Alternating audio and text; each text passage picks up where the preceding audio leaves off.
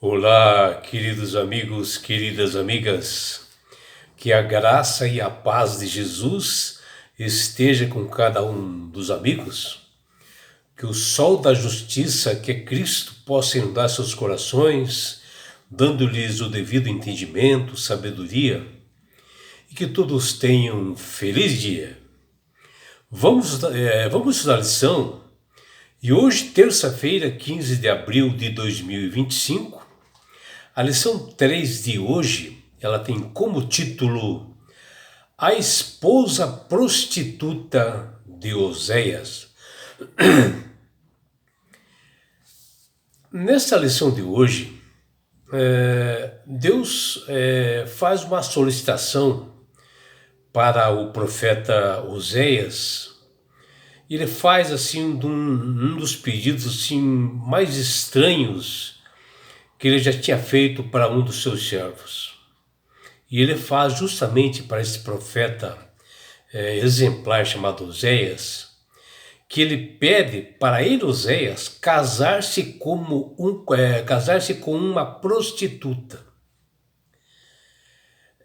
Algo assim diferente, né, meus amigos? Mas Deus, ele estava usando realmente Oséias para passar um recado e nos ajudar a compreender a sua própria perspectiva da dor do pecado, da rebelião humana que faz no coração de Deus. Para que as pessoas entendessem um pouco isto, é que ele deu essa mensagem. Porque Deus, no seu infinito amor, ele escolheu amar realmente o povo de Israel como uma nação separada, uma nação santa, por justamente ele ter esse amor tremendo por eles. E por que Deus realmente fez isto, né? Na realidade, Deus quis passar para todos nós o que uma traição faz realmente no coração de alguém, principalmente, né, de Deus, que tinha o povo de Israel como um sacerdócio real, uma nação separada, e eles foram justamente trair a Deus com outros deuses falsos, né? Com idolatrias, com promiscuidade sexual, e Deus ficou muito triste. Ele queria mostrar essa tristeza de Deus, para esse povo de Israel, e também para mostrar para nós que o traímos com outras entidades, com outras doutrinas falsas, e não observamos seus estatutos e mandamentos.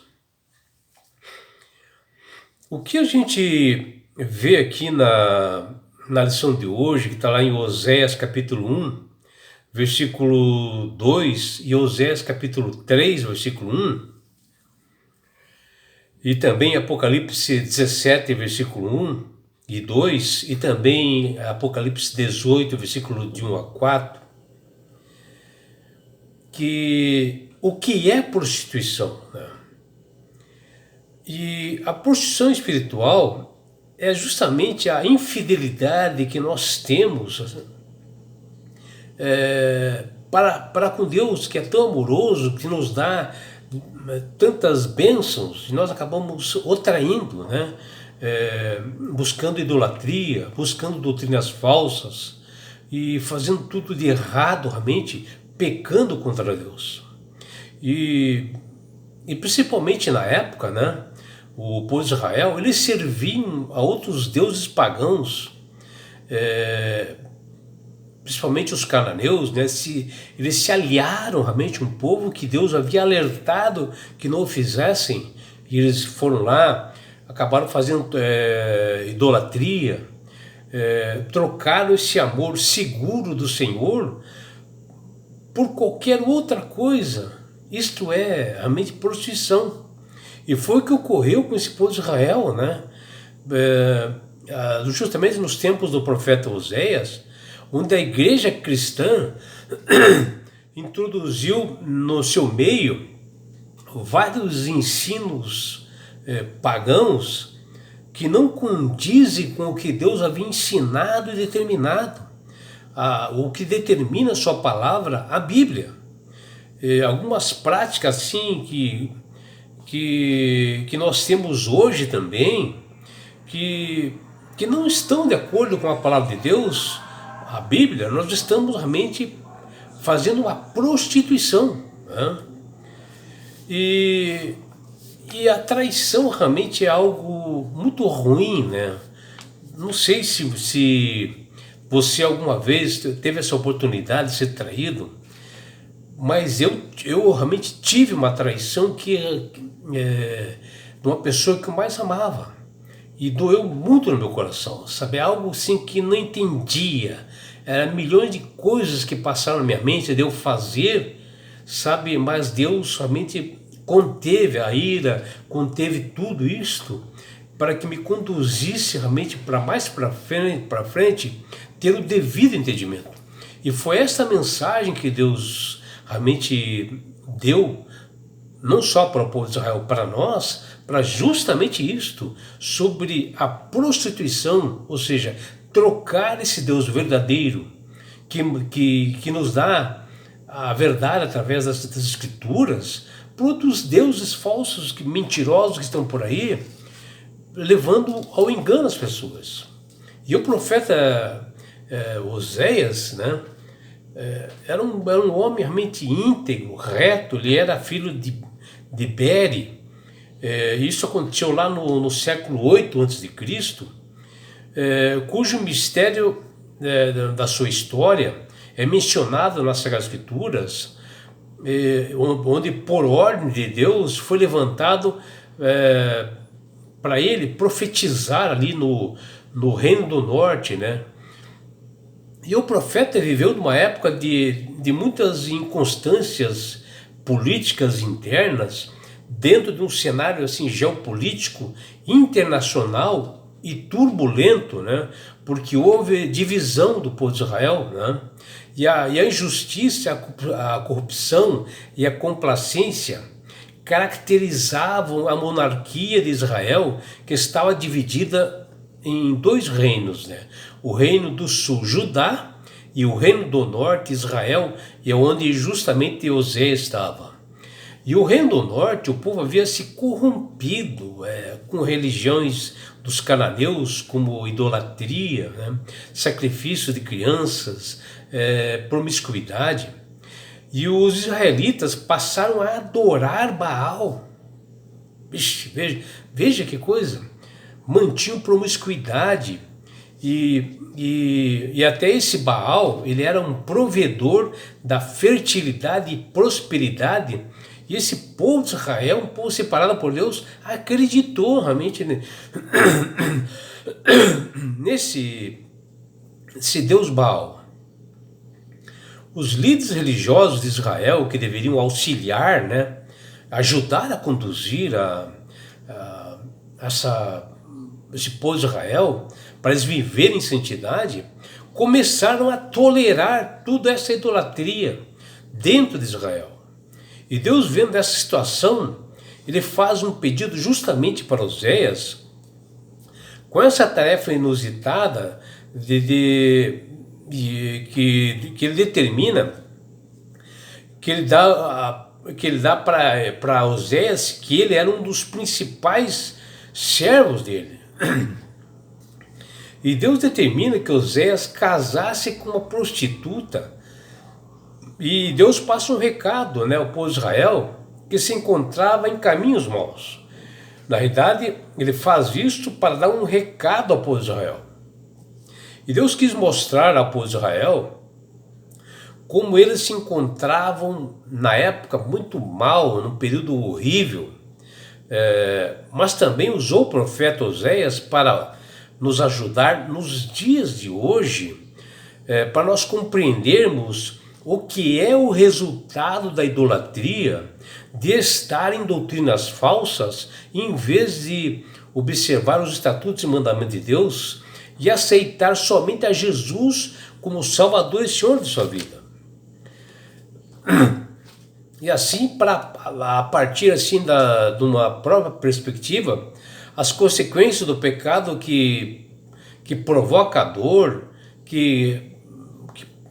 para que nós realmente ficamos livres disso, para nós enxergarmos o problema da rebelião humana, o que ocorreu com toda a humanidade.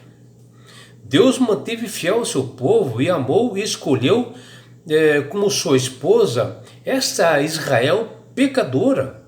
E vejam, Israel era noiva do Senhor e ela o traiu por diversas vezes, e mesmo assim o Senhor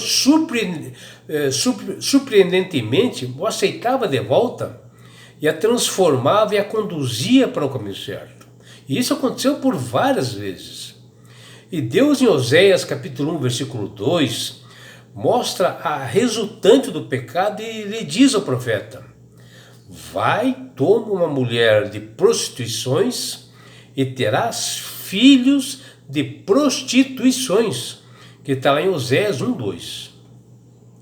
E Oséias, ele teve 3 filhos gerados, né? E com essa prostituta Gômer, com os nomes dos mais diversos, né, e incomuns, onde o primogênito chamou-se Jezreel, que significa Deus dispersará. Jezreel, que é o filho do Oséias, chama-se Deus dispersará no significado.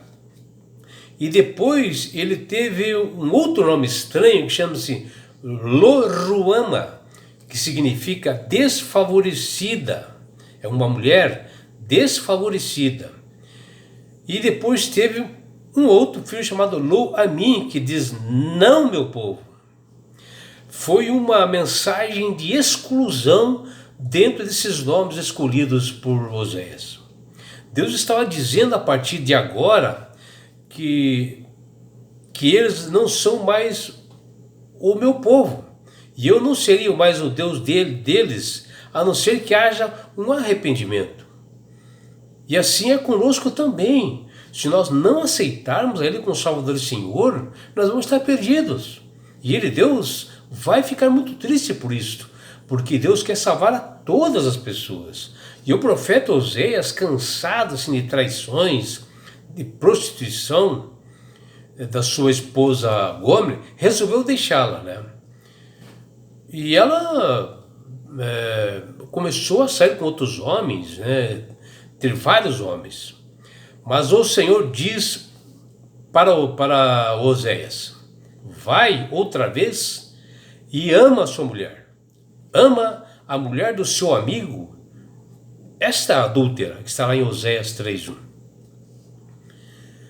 E ele ainda diz, se completa a Deus, que ele, Oséias, devia amar como ele, Deus, ama os filhos de Israel.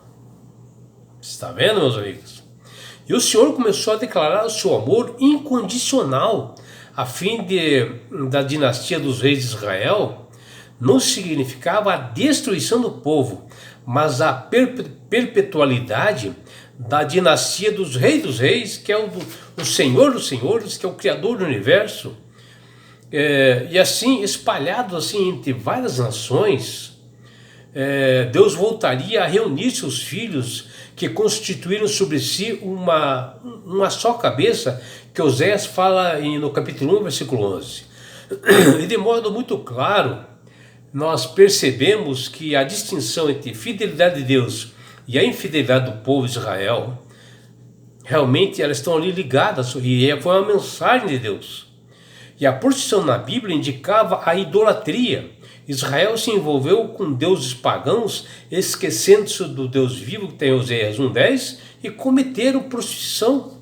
A Bíblia revela que os pecados graves do Israel antigo seriam repetidos no Israel espiritual. Hoje, seja como na Igreja de Cristo, né? Que que os pecados as pessoas continuam realmente traindo a Deus com outras denominações. E veja o que diz em Apocalipse 17:1. Veio um dos 7 anjos que tem as 7 taças e falou comigo, dizendo: vem, mostrar-te-ei o julgamento da grande meretriz que se acha sentada sobre muitas águas. Está em Apocalipse 17:1, né? Aqui a visão de João evangelista, quando ele estava na ilha de Patmos, lá na Grécia, e revela aqui a verdadeira meretriz de hoje, que é a Roma espiritual, que está levando o engano, a mentira, para ludibriar as pessoas, e onde muitas águas são pessoas, misturando verdades com mentiras, com idolatria, espiritismo e falsas adorações. O povo de Israel, que tinha claramente os mandamentos, os estatutos de Deus nas mãos e sabiam plenamente, tinha uma aliança para ser observada e firmada. Se Deus desviou totalmente antes do exílio da Babilônia, né? Porque antes do exílio da Babilônia, o povo de Israel havia se desviado, tomado rumos ruins e adotaram práticas idólatras de países vizinhos, né? E se deram mal. E o pior é que a tragédia dessas práticas pagãs por parte do povo continuou no Novo Testamento, nos dias de hoje, e com certeza terão consequências maléficas, né? E as pessoas estão colhendo essas consequências graves, praticando transgressão, apostasia, permanece até nos dias de hoje procurando soluções humanas para os seus problemas, através de espiritismo, através do Satanás, querendo realmente enganá-los.